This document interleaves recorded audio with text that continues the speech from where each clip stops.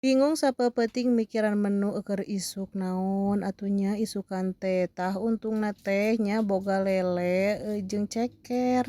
Isuk mah urang nyayur sop ceker we jeung ngagoreng lele atawa dipecel si lelena teh. Geus kabayang we pasti bakal ngeunah. Tah ayeuna mah urang nyiksikan heula sayureuna mah ieu teh meuli sabungkus. Cukup sabungkus oge sayureuna namanya da barudak mah geuning teu bareuki sayurna mah sok ditambulan eta si cekerna hungkul. Ieu bawang daun jeung saledrina mah urang pisahkeun ditek-tekan meh engke terakhir dihabuskeunna. Sok resep geuningannya barudak mah ngaragetan ceker gantina sayur sop teh. Da ari urang mah ngan ukur mang masakeun we hungkul teresep kana ceker di sayur teh asa gila. Tapi aneh lamun dicikeun atawa digoreng garing osok ngopi.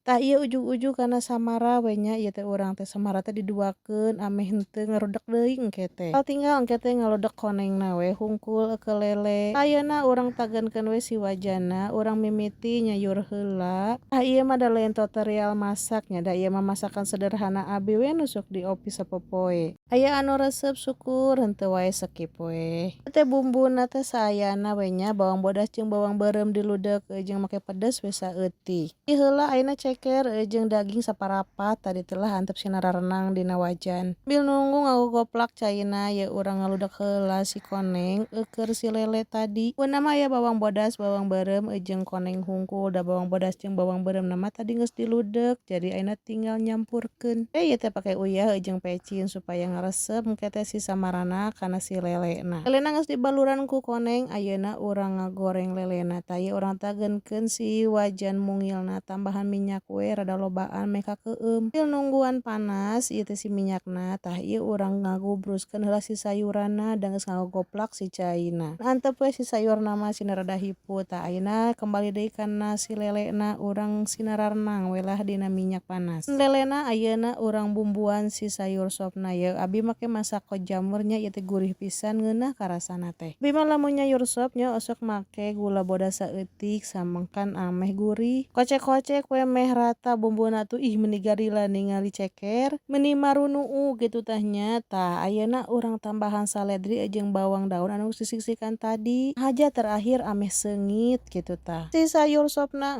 geus beres nya kari ayeuna mah ngawadahan we ieu teh kana baskom da ieu teh loba pisan. Da di keluarga abi mah loba umat nya jadi lamun henteu nyayur loba teh sok tara kabagean. Ahkeun lah sayur sopna mah urang ingkeun heula ayeuna mah urang nyait heula lele geuningan tuk geus ujug-ujug garing we si lelena oge. Mantap pisan ieu mah dicoelkeun kana sambal goang nya aduh nikmat banget meureunnan. Tah menu simpel poe ayeuna goreng lele jeung sayur sopna geus beres. Hilap bersyukur kana rezeki dinten ayeuna nya baraya sakieu heula video ti abdi.